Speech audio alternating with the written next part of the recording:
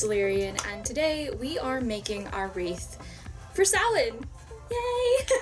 I'm sure I have stated it, and I'm sure you have guessed, but Halloween and Samhain are my favorite time of year. The weather here in Louisiana is finally getting to where it normally is in October. It was actually as low as 38 degrees last night with a freeze warning, which is unheard of this early in the fall and the winter for Louisiana, but here we are, or at least South Louisiana. I had some bad luck as far as finding any fresh fauna or animals to put on this one, but I've got plenty of foliage and some good ribbon. I think it'll still turn out pretty well. It's just gonna be, I shouldn't say sparse as far as fauna. I have some good stuff to work with, but here we are. So Samhain is often referred to as the Witch's New Year, and it's one of the two times in the year when the veil is thinnest. So a lot of our Halloween traditions come from old Samhain traditions and beliefs, and there's a lot of celebration and a lot of remembrance that happens at this time of year that, while they may never have been called Samhain or Halloween, Dia de los Muertos and the Christian All Saints and All Souls Day are good examples. All over the world in various cultures, there's this overarching recognition that we are closer to the unknown, the beyond, to forces and entities that normally don't interact with us in our world as easily around this time of year than we are at any other point in the year. It's a great time for connecting with ancestors, for doing deity work. It's also important to cast and renew any protections against malevolent and deceitful energies. It's a time for remembering and understanding the balance between the light and the dark. It's a time for thankfulness. Thanksgiving, of course, here in the States is about a month after Samhain, but it coincides in that Samhain is essentially the witch's Thanksgiving, and Yule is essentially the New Year, where Yule marks the end of the wheel of the year and the beginning of the next. So it's at this time that we're starting to reflect on the year past and learn everything that we can from what we experienced, leave behind all of our baggage and all the things that no longer serve us so that we can be fresh and renewed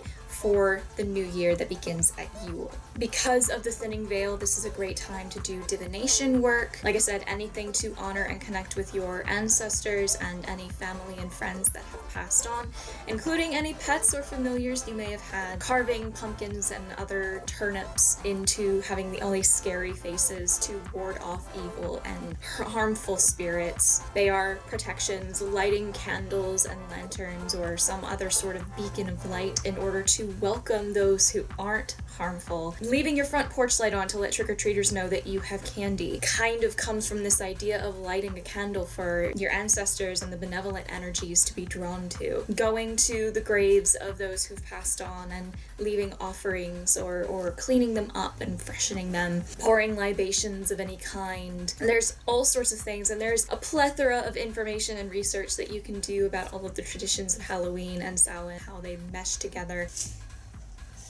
Hi, buddy.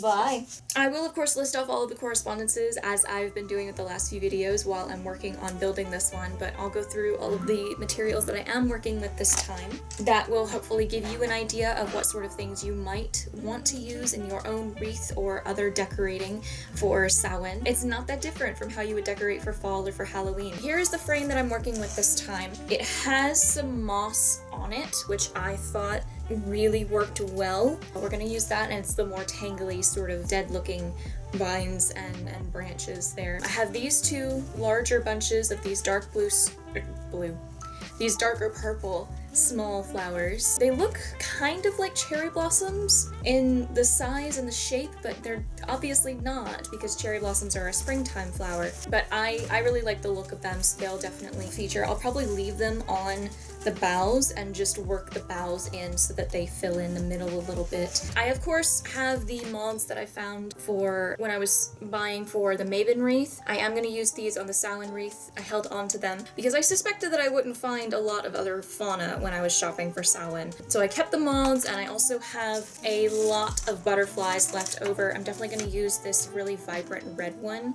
here. He's trying to fall off. And I have several of these purple ones that I'm going to use. I'll probably also work in this white one just to kind of work with the color scheme of everything else. And then I found a lot of rich red colored flowers, including this one, which has a little spider nesting on it, so I am going to work this one in. And then there's these. There's even pieces in here that almost look like gothic baby breath. I liked the color scheme of those. I have this little vine that I might try to pin in there, like around the front. I got some feathers as well for a slightly different texture. I haven't used anything feathery on the wreaths so far, just because it's spoken to me, but when I was starting to struggle with some of the materials, basically what happened, I went to Michael's and to Hobby Lobby to look for materials. I usually go to the Michael's first. The moment I walked into Michael's, I looked up and all of the aisles that had been full of fall and Halloween stuff had already been switched to Christmas. This was the 17th of October, and it was all Christmas. Like, the only Halloween that was left was the front-facing section that had, you know, some of these pieces. I was livid. I understand from a marketing perspective why they're already switching over. Businesses have to think ahead for the customers. However, it bothers me that we've gotten to this point where weeks before one holiday, we're starting to sell merchandise for the next holiday. And for here in the States, it's not even the next holiday, it's the second next, because we have Thanksgiving right smack in between Halloween and Christmas. But the Michaels didn't really even have Thanksgiving stuff out. It was all Christmas. Hobby Lobby at least had Thanksgiving stuff, which is where I was able to find autumn leaves on stems this time. Everything else was Christmas in both stores. I majored in textiles, apparel, and merchandising, so I get it from a business standpoint, but I think it's a little absurd that corporations act like this. Like, it's not even a capitalism thing. It's a corporate consumerist thing. But anyway, this is not the video about that. I also found some nice ribbons. I went with some thinner ribbon this time because I do want to make a really nice design in the center. I think I might try to combine a couple of symbols. I think I'll do the pentacle and algaes. We'll see how that looks. And then I'll probably do one in the red and one in the black, and then wrap the purple around the wreath and use the purple maybe to hold this vine in place. I don't want to cover too much of the actual wreath with the ribbon this time because it has that lovely moss worked in. I want the wreath frame to have its character also still visible. We're mostly working with moths and butterflies this time because there were no crows or ravens. There was the one spider on that rose. There were no bats anywhere anymore. No cats, nothing. I have ideas of what sort of decor to move on to after I get one wreath for each of the Sabbats. I'm thinking either a banner or a bunting sort of thing, maybe making tablecloths. I also kind of want to do like some recipe videos for the Sabbats and do like a couple of ideas for food, a couple of ideas for a warm, a cold, and an alcoholic beverage, depending on your preferences. I'm thinking about it. I have very little experience with this kind of thing, so we'll see. I need to grab my pliers, which are up on the shelf. I have this candle lit called Misty Mornings because I finished off the Wicked Apple, like caramel vanilla apple candle that my friends gave me last year, which, by the way, was divine. You lit it and the entire room instantly smelled like caramel apple for the entire 3 hours that I had the candle lit in each session. But I have this Misty Mornings one. I'm not sure what the exact scent notes are, but it smells pretty lovely, and the idea of like misty mornings seems to fit with this time of year, at least in my head, so that's what we've got scent-wise. Let's make a Samhain wreath. Woo!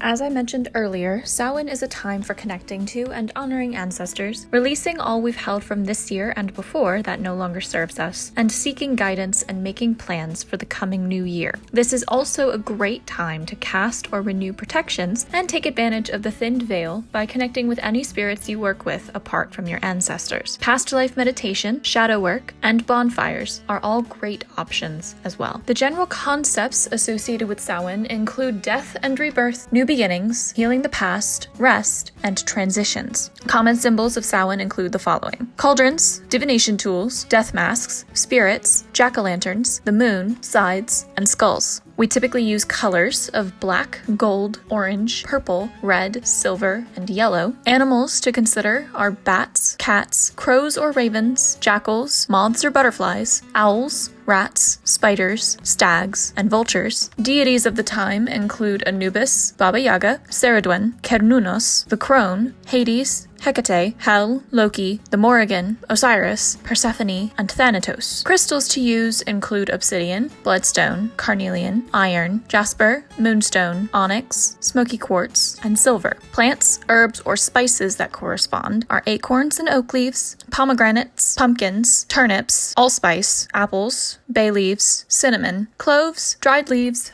garlic, ginger, mandrake, marigolds, mums, mugwort, nettles, onion, passion flower, pine, red roses, rosemary, sage, sweetgrass, and tarragon. Consider using incense, oils, or candles of any of those scents, as well as copal or patchouli. And food or drink to prepare and consume is often comprised of apples, beef, cider, corn, chicken or lamb, mead, mulled wine, nuts, popcorn, pork, potatoes, pumpkin and pumpkin seeds, onions, spice cake, squash, turnips, and zucchini. Aside from this list, please remember that resonance with your own beliefs and preferences is most important. So if there is something I or others haven't mentioned that in your mind screams Samhain to you and is perfect for this time of year, please feel free to incorporate it how you see fit. You can find the link to the list that I used in order to prepare this wreath in the descriptive tome below, and you can find books and articles galore that tell you about the history, traditions, and correspondences of Samhain and Halloween.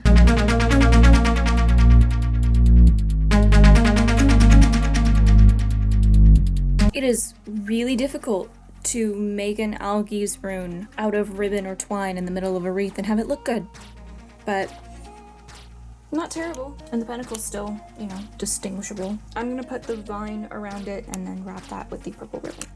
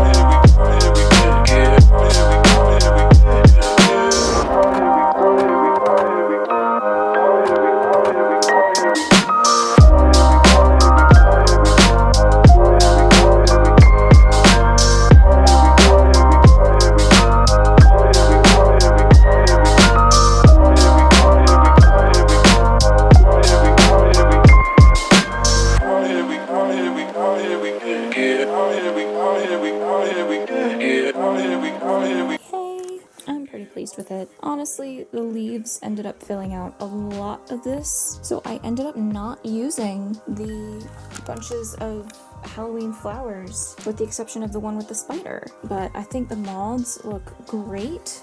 Let me turn this so y'all can see it lit better. There we go. The moths look fantastic. The butterflies kind of blend in with this color scheme, but I'm not upset about it. Yeah, I'm gonna find a spot to hang this that's not my front. You know what? I just found a spot. One sec.